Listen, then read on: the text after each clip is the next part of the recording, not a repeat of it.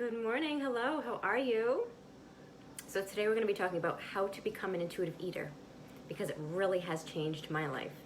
So I'm Kelsie, Michaud, health and life coach, and I help people to gain control of emotional eating so that they can just feel healthy and confident in their own body and the choices that they make so they can just live this super powerful, healthy life.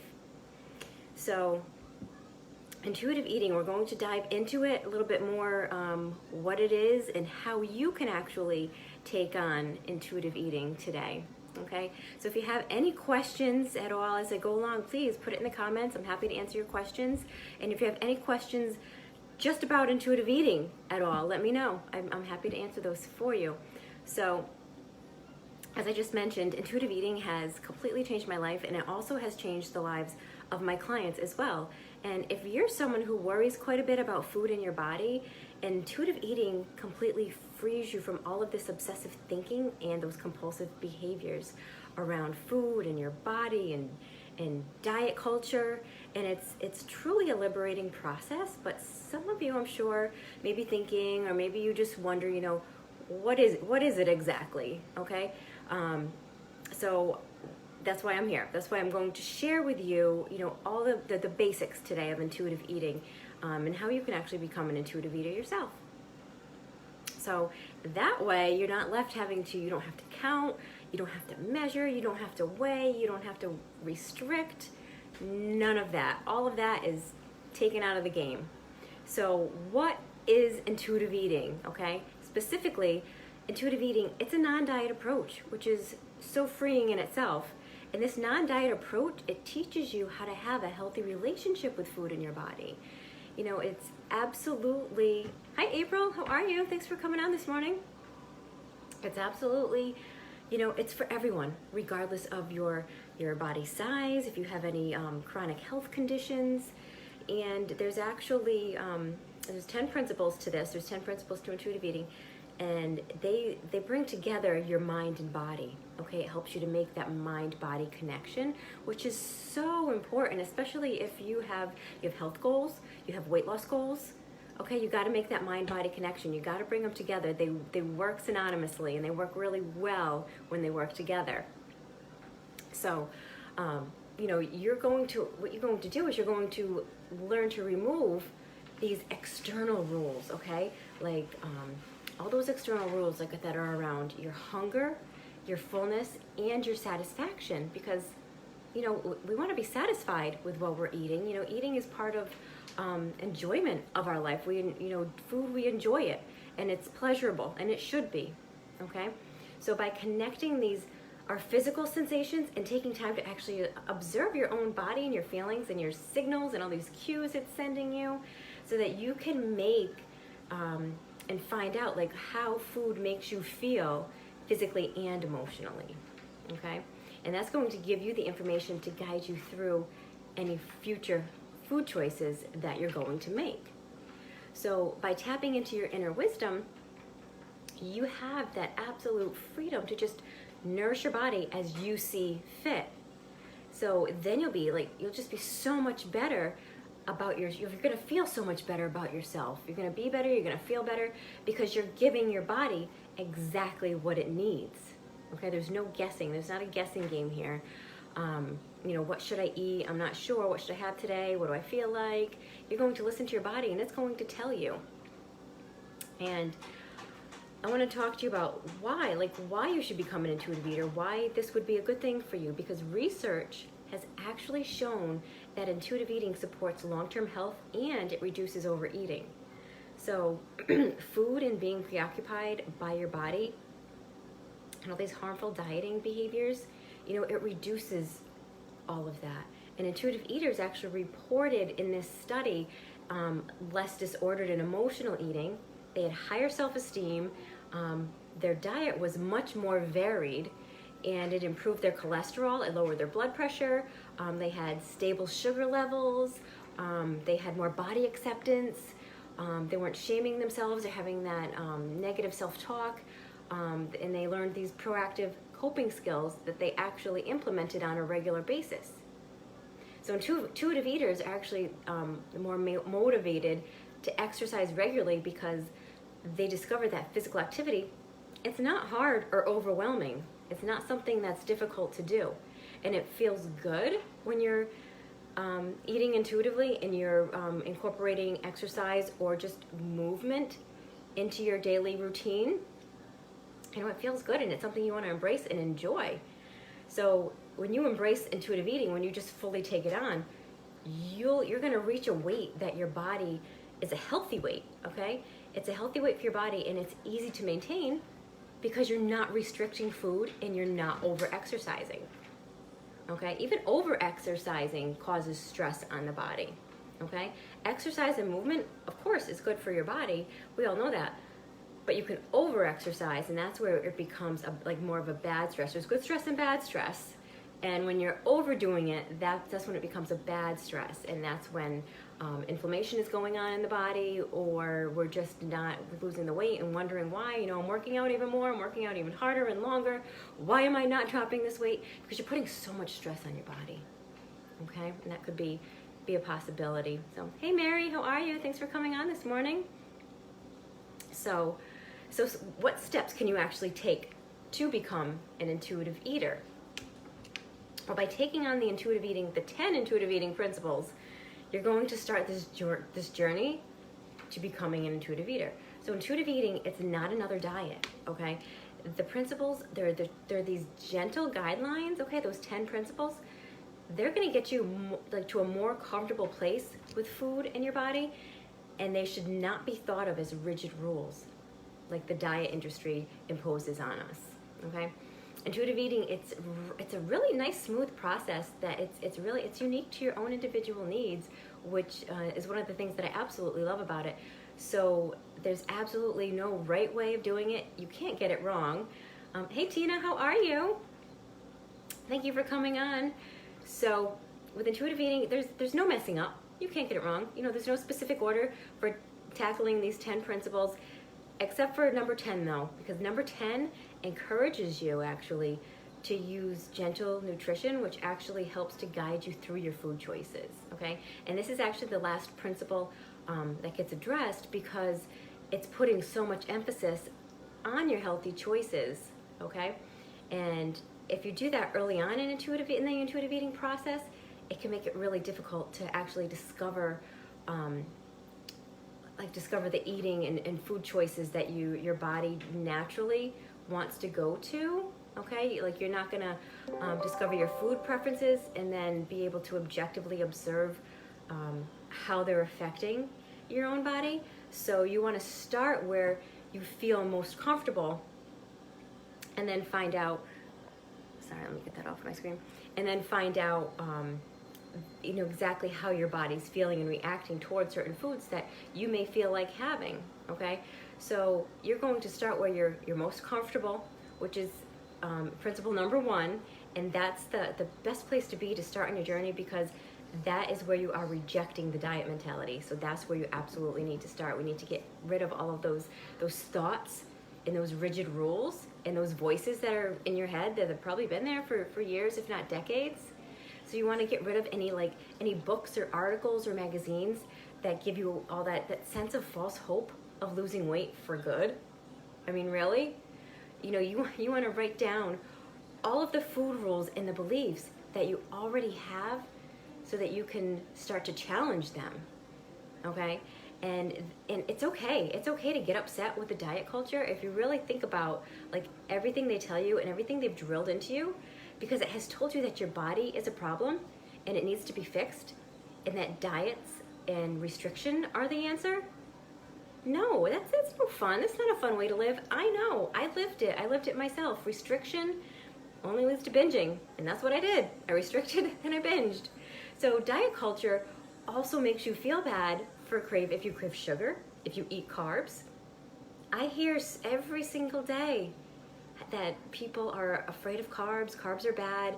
I want to eat low carb. I need to eat low carb. I should be eating low carb. Carbs are not bad, and they're not to be feared at all. Carbs are good. We need carbs. Carbs are the body's main source of fuel. Okay, so our body really does need carbs, especially to have a well-rounded, balanced diet, okay, for your overall health in general.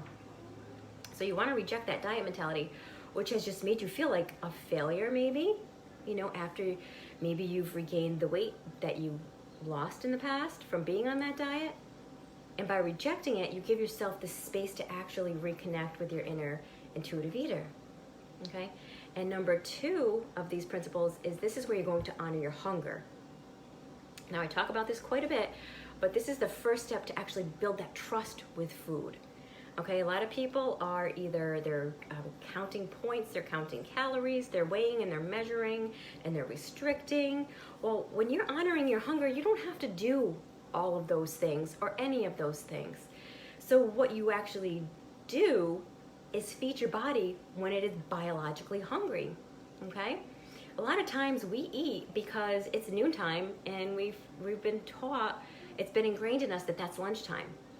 Are we always hungry right at noontime? Sometimes, yeah, sometimes no. So we eat either according to the clock, or maybe you just have maybe it's a typical dinner time in your house. Maybe 5, 6 o'clock might be dinner time, and that's just the time that you're used to making dinner. Are you even hungry though at that point? You're making dinner, you're sitting down with your family. Are you always hungry at that point? So, maybe not. I know somebody who is not, actually one of my clients. She's not hungry at that time, but she's making dinner because she wants to be able to sit down with her family and eat together, and that's wonderful. But we need to stop and think about that. We don't think about that. We either ignore those cues, we just override them, and we forget about them, okay? And that's what diet culture has done to us, okay? So what you really want to do is give your body enough energy and carbs, don't forget those carbs, so that you're avoiding that to trigger that primal urge to overeat. And you also want to avoid waiting too long to eat, because with that excessive hunger, we know what happens when we get excessively hungry. That ravenous, hangry person comes out, and it's not a good person you want to be around. So, you want to be eating, before you get to that point. And again, we either ignore it or override it. And sometimes it's difficult, and I get that. If we are we're out and about, we're running a ton of errands, and we're out longer than we thought, and now all of a sudden you're hungry, but now you're getting past hungry, and now you're just I'm so hungry right now, I need to eat. And then you end up stopping maybe into a drive-through because you were just so hungry. Well, instead you could have pre-planned for yourself, because meal planning sets you up for success for sure. Even bringing a small snack with you just to hold you over when you were starting to feel hungry. Then you're not going to get to that ravenous hunger, okay? It's something that's it's so very simple, but it's just a matter of getting into the habit of doing that, okay? Or even when you're home, same thing. As soon as you start to feel hungry, you need to stop and give yourself some food. Your body's trying to tell you whatever your signals it's throwing at you, whether you're getting maybe a little headache, you're feeling a little sluggish, you're feeling or hearing your stomach growl, feel it in the back of your throat. So many different ways to feel hunger that our body will try to tell us, because that's its survival mechanism kicking in. So that's when, okay, it's time to eat. Let's eat something now. Not a half an hour later, not an hour later, because then sometimes it goes too far, and then we're more likely to make poor choices or overeat, okay? So that's why it's so important to honor your hunger, and that's why that is intuitive eating principle number 2, okay? Number 3 is making peace with food, okay? So you need to give yourself unconditional permission to eat all foods. And I know that sounds crazy and scary. It sounds like a crazy concept, doesn't it? And you're thinking, yeah, right, I'm gonna eat everything I want, I'm gonna stuff myself, and I'm just never gonna stop, because if I have unconditional permission to eat all the foods, that sounds crazy, and I get that, but we deprive when we tell ourselves we can't have a certain food. That's putting ourselves in that deprivation feeling, and this deprivation is most likely going to lead you to those intense cravings, okay? It's gonna really ramp up that craving for you, and then you're going to overeat it, and then you're going to feel guilty, and there's that vicious cycle all over again. So when you give yourself full permission to eat all the foods That means anything, like food is food, whether it's an apple or a cookie, food is food, okay?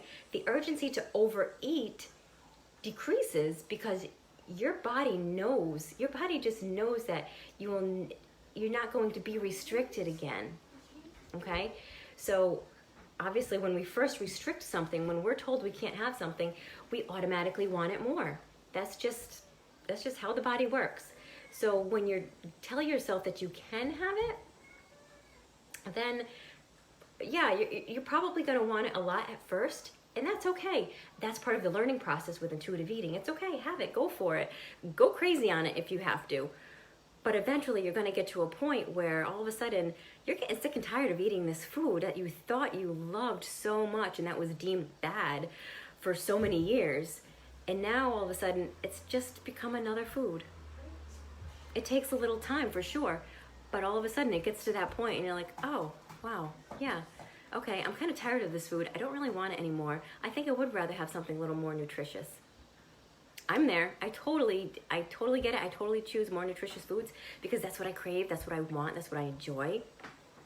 And don't get me wrong, I will eat some pizza, have some ice cream, whatever, and enjoy that too, but not as often as I enjoy and eat the more nutrient-dense type foods, okay?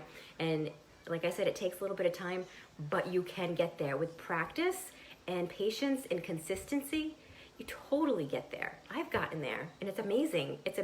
I wish I discovered intuitive eating so much sooner. So let's move on to number 4, which is challenging the food police. And the food police are just all those annoying voices that are in your head, all that negative self-talk, okay, that you hear in your head about diet rules, about restrictions, your body and all your food choices. All that's banging around in there, and it's judging you, right? It judges you as being either good or bad based on whatever beliefs or rules that you have been just deeply ingrained inside of you for all these years. So when you break a rule, the food police comes out, okay? The food police makes you feel either shame or guilty a little bit, okay?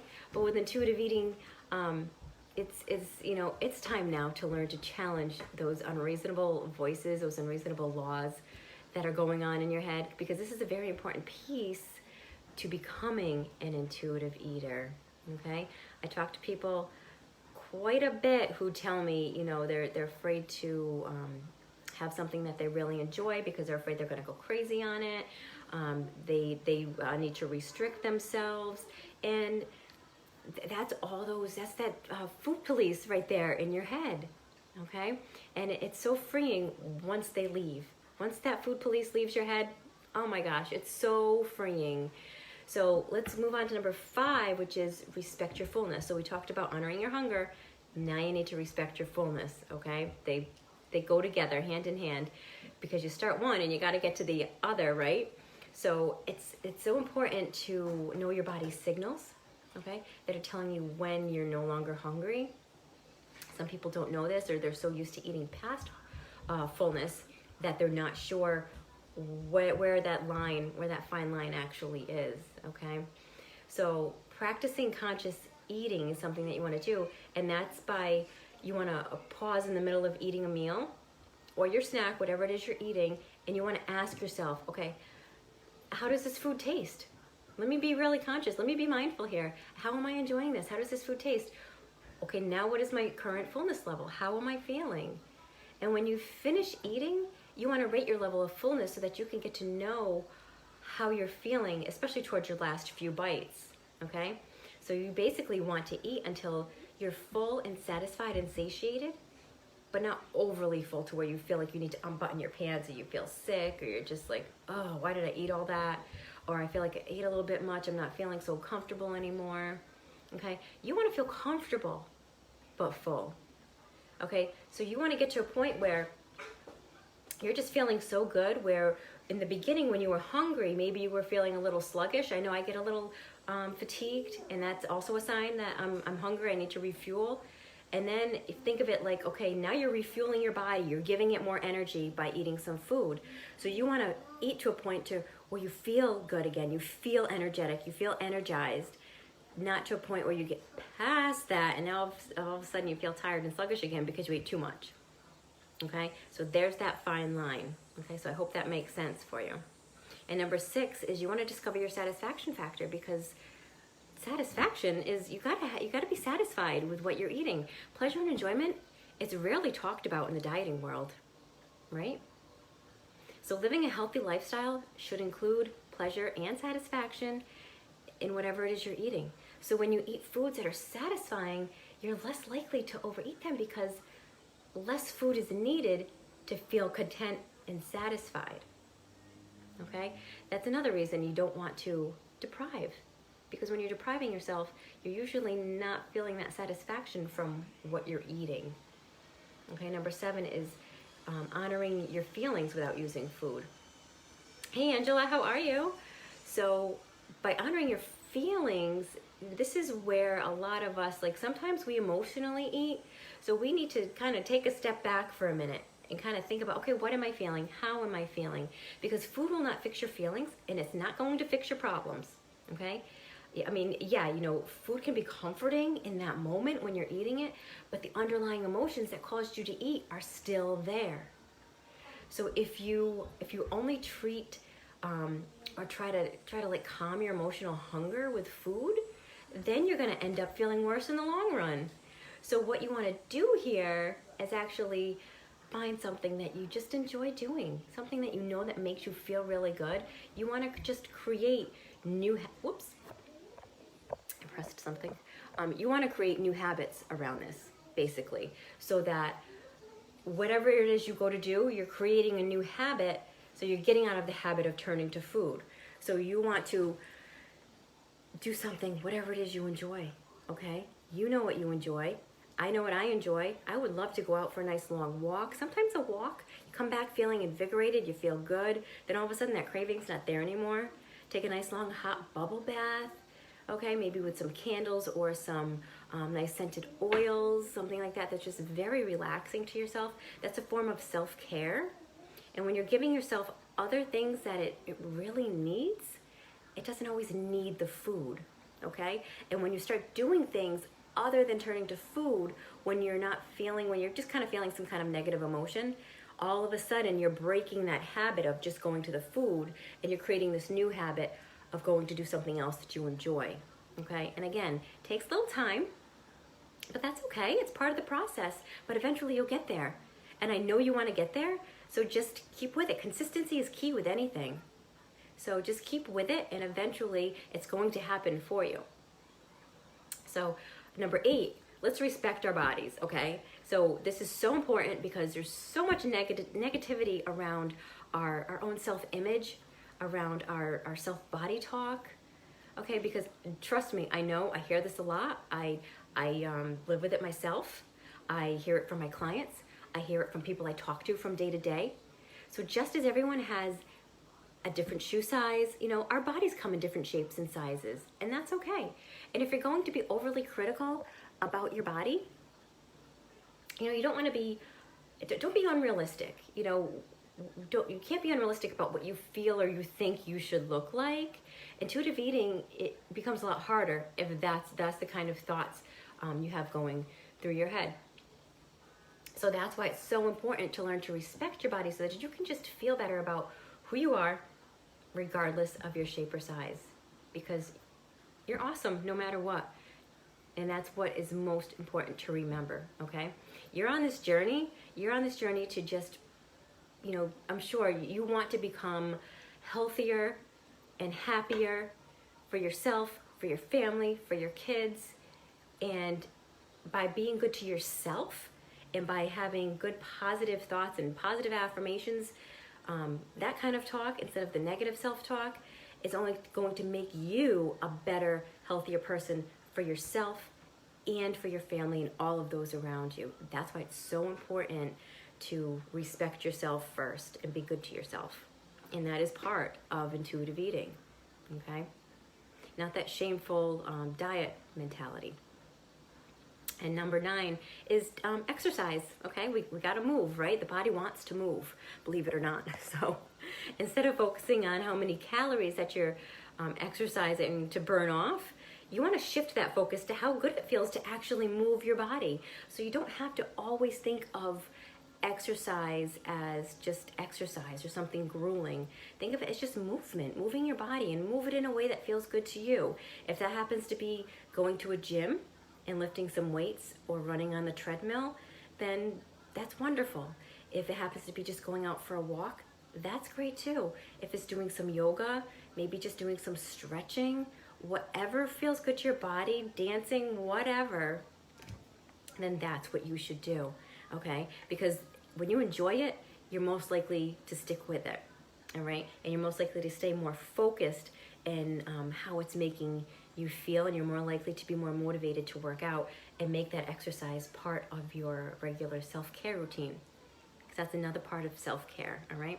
And last but not least, we want to honor our health, okay? And this is why number 10 is last, because you want to make food choices that are honoring your inner values as well as your health, okay? And your health and your taste buds. It's all a combination. We want it to taste good, we want it to be healthy, we want it to be good for us, we want to feel good about it, and we want it to just overall health, we want to feel good physically and emotionally, okay? We want to have all of those needs met, and you can through intuitive eating. So to be healthy, you don't need the perfect diet. What you eat over time is what matters, okay? That matters more. So like nutrient deficiencies or weight gain, they're not occurring after just one meal or like one day of eating, okay? You want to just slow down and really value the progression, not the perfection, okay? So the thing with like progress over perfection, like with intuitive eating, it's a process. It's a process and a journey, and it means that it's not going to happen overnight, but there's going to be bumps in the road, just like when you start anything new. You're kind of learning as you go along, and then the more you get into it, the more you know, and the easier it gets and the smoother the ride gets, okay? So unlike a diet, mistakes are part of this learning process, and it actually gives you insights into yourself, and it brings you back to your own intuition and into your listening to your own body, and gives you coping mechanisms, and it looks at your eating patterns, okay? So if you have any questions about intuitive eating, or even if you're just curious about it, or you want to you like to just see, maybe is this the right fit for me? Is this something I should try? Is this something I want to do? If you're not sure, but you're thinking about it, reach out. Let me know. I'm happy to answer your questions and see if maybe it is a right fit for you or not.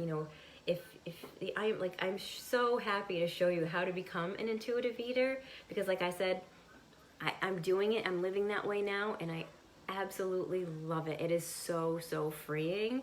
I love that I don't have to count or weigh or measure anything, and I just go by how my body feels. I will eat when I'm hungry, and I more often than not make a really good nutritious food choice. And then sometimes when I am feeling like something a little more indulgent, I'll have it, and I don't feel guilty about it. I'm honoring my hunger while respecting my fullness. So I never get to a point where I feel like, oh, I ate too much, or I feel guilty about it, or anything like that, which is so nice. And you can do that too. So if you have any questions, let me know. And if there's no questions right now, I'm going to hop off. But I hope you all have a wonderful long holiday weekend, and I'll be talking to you soon. Bye, guys.